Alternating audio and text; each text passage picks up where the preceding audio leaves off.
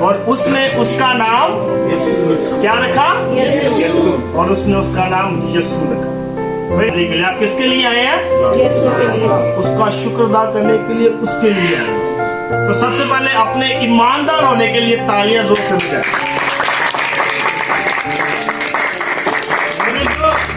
जैसे कि मैंने कहा था कि हमने इस साल की सबसे बड़ी ईद मना रहे हैं। कौन सी ईद है वो?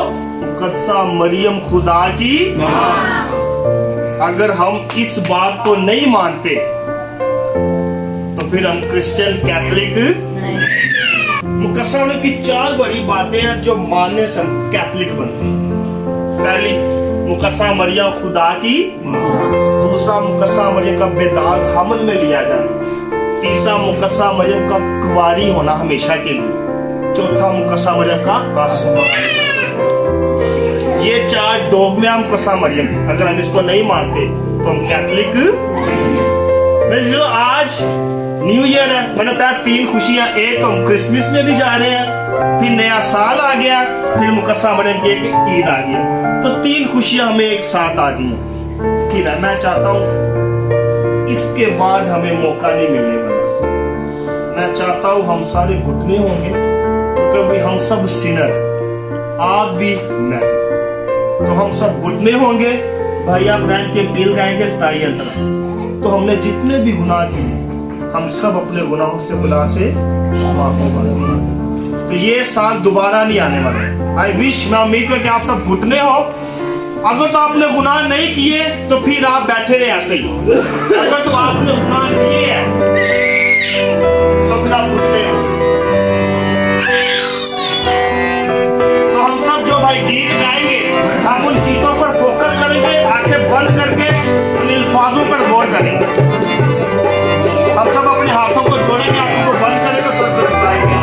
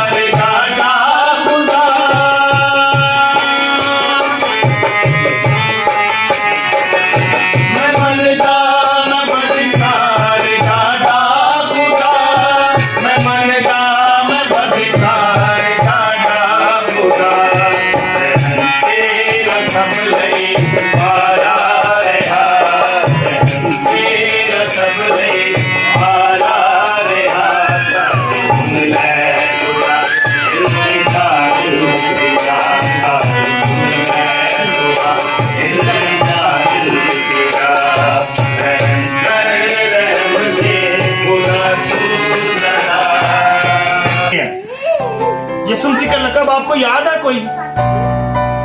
क्या याद है? रब्बी, शाफी, उस्ताद, शाफी, नजात दहिंदा, मसीह, बचाने वाला। यीशु मसीह के 300 कितने?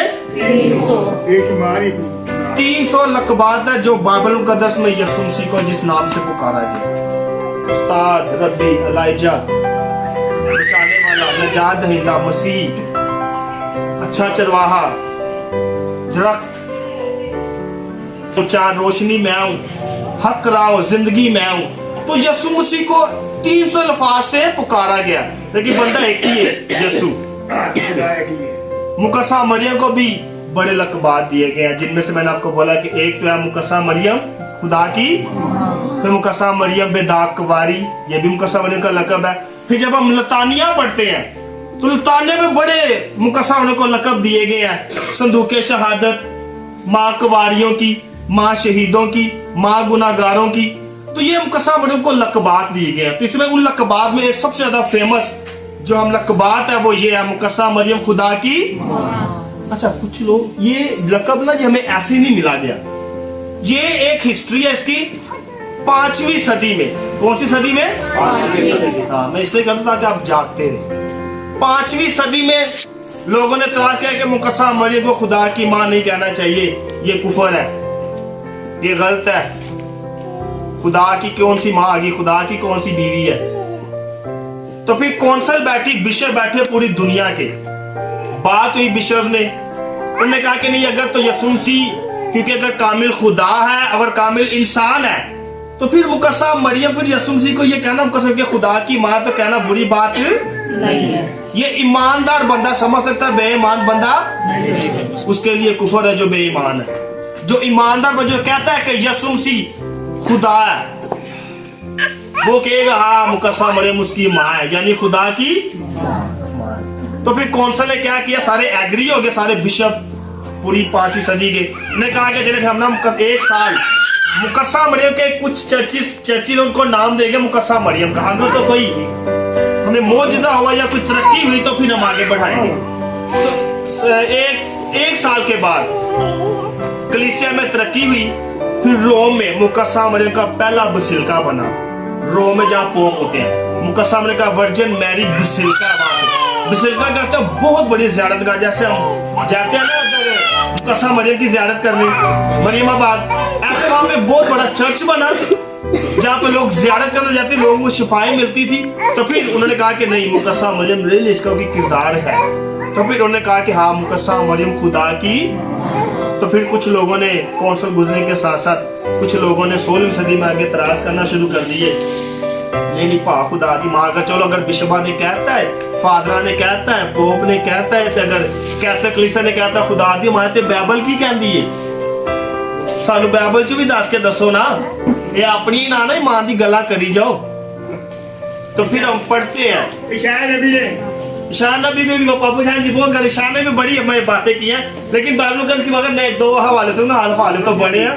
तो फिर हमने पहली तलावत में पढ़ा, राहुल क्या पढ़ा है, और तुम्हें एक बेटा दिया गया जो एक औरत से की होगा, तुम्हें एक लड़का दिया गया, भेजा गया जो एक औरत से।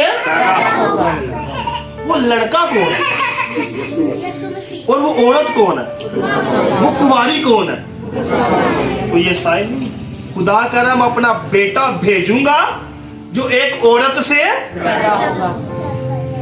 खुदा अपना बेटा भेज रहा है, एक औरत से पैदा हो रहा है। जो औरत को बेटा जो भेज रहा है, जो औरत से पैदा हो रहा है, वो उसकी मां नहीं होगी। तो खुदा अगर तो यीशु मसीह कामिल खुदा है, कामिल इंसान है, फिर मुकस्सा मरियम खुदा दी मां। अगर तुझसे तो कहना कि यीशु मसीह खुदा नहीं है, फिर तो हक है कहना मुकस्सा मरियम खुदा दी मां नहीं है। आप डोगमे को रोंग कर रहे हैं। तो जिहड़ा मुकस्सा डोगमे नूं नहीं मानता, वो कैथोलिक ईमान चों खारिज है। और दूसरा हवाला, जब हजरत मरियम इल्बात से मिलने जाती है उसके घर, तो मुकस्सा इल्बात एक अल्फाज बोलती है बड़े प्यारे से, ये कैसे हुआ कि ये कैसे हुआ कि मेरे खुदावंद की मां मेरे घर क्लियर। तो ये आपको रूह हदायत करता है। अगर कैथोलिक आज कह रही है ना कि मुकस्सा मरियम खुदा की मां है, तो ईमान के साथ कह रही है। तो लिस्बात ने भी ईमान के साथ कही, कैसे हुआ खुदा की मां में। उसे तो नहीं पता था कि मुकस्सा मरियम प्रेग्नेंट है, लिस्बात को तो नहीं पता था ना। वो तो मुकस्सा मरियम तो लिस्बात था, और उसको 6 माह हुए थे, 6 महीने प्रेग्नेंट लिस्बात को, वो तो उसके घर जाती उसकी हेल्प करने। लेकिन जब मुकस्सा मरियम अंदर आती है, लिस्बात उसको मिलती है, तो लिस्बात है ये कैसे वो मेरे खुदावंद की मां मेरे घर। उसको तो यीशु खुदा है, तो उसने खुदावंद बोला ना। ये सबसे बड़ी बात आज के इंजील मुकद्दस में।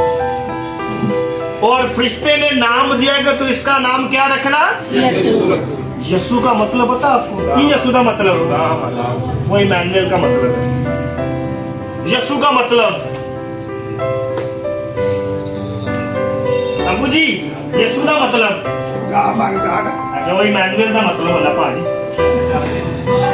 याद नहीं था।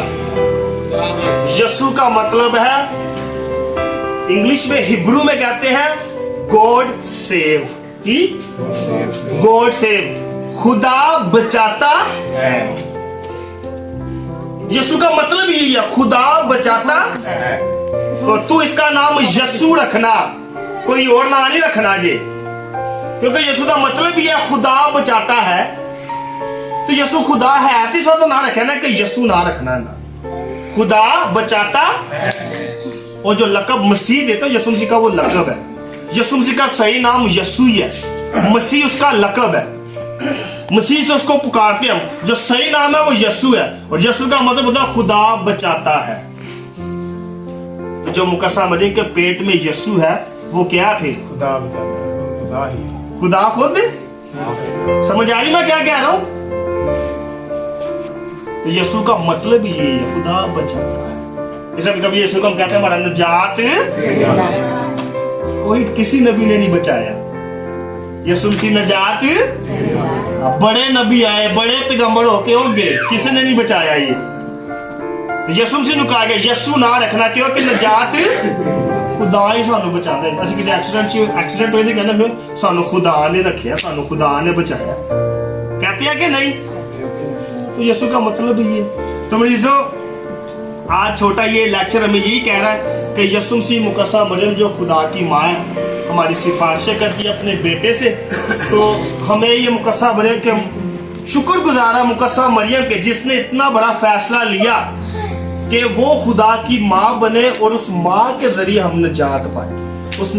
उस माँ के जरिए हमने खुदा को जमीन पे पाया। अगर वो माँ ना होती तो हम यीशु मसीह को जमीन पे हासिल नहीं कर पाते।